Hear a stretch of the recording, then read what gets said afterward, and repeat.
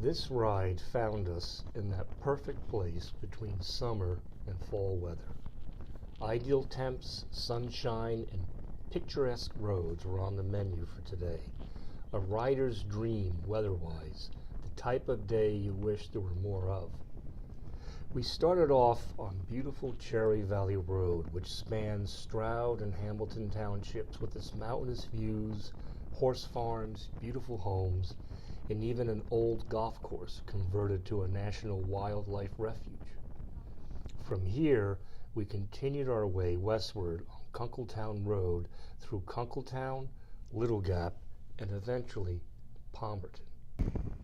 Officially incorporated in 1912, the area of Palmerton once played host to Native Americans and was eventually filled with early European settlers, with roughly 5,500 people living there today.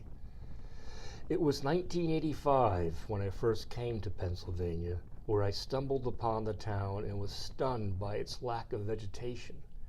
Trees were either bare or absent where one would expect them to be. Lawns were sparse or absent, and the area collectively reminded me of a war zone. It was puzzling at first until I learned of the zinc smelting operation that had gone on for nearly 80 years and finally stopped in 1980 due to a poor zinc market and environmental regulations. Today, Palmerton is the location of the Palmerton Superfund site that was added to the National Priority List in 1983.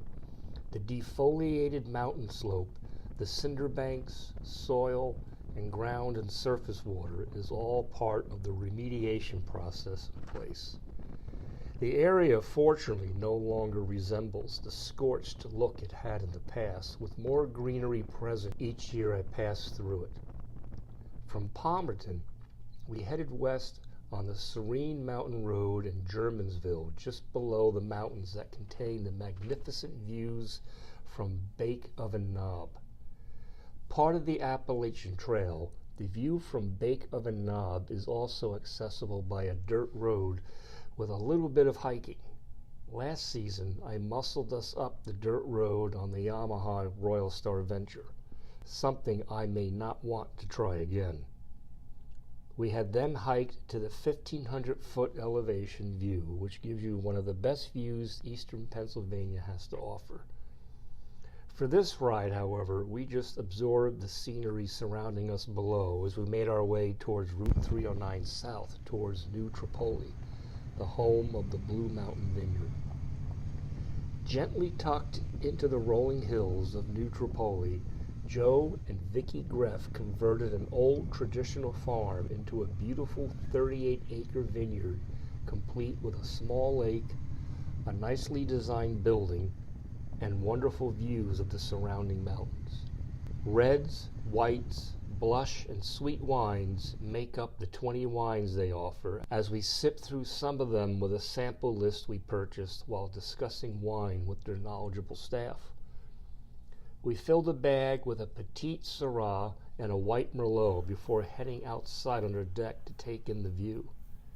We also decided to venture through the vineyard itself, which offered a greater view of the horizon as we were surrounded by luscious grapes.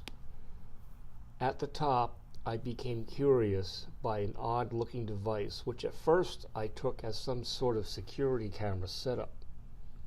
It may indeed have been outfitted as such, but suddenly it gave off a series of bird calls.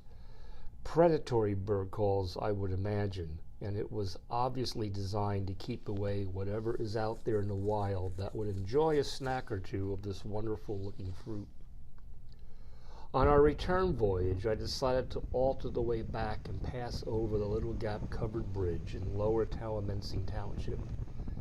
It was constructed around 1860, spans 73 feet across the Aquashacola Creek. It's the only covered bridge I know of in the surrounding area. The date of this trip was September 30th, and we had no idea that as I write this story now in mid-November, there would be a half a foot of snow outside. An early winter has probably made this trip our last of the season. NASA's report on the low sunspot cycle is pointing to a rough one and quite possibly lower temps throughout the year for years to come. This was a fine winery and a nice little ride, but we did have hopes of furthering our adventures a little deeper into 2018. Perhaps a break in the weather is forthcoming, which will allow us some additional saddle time. Otherwise, it looks as if it's time to think and plan for next year's trips.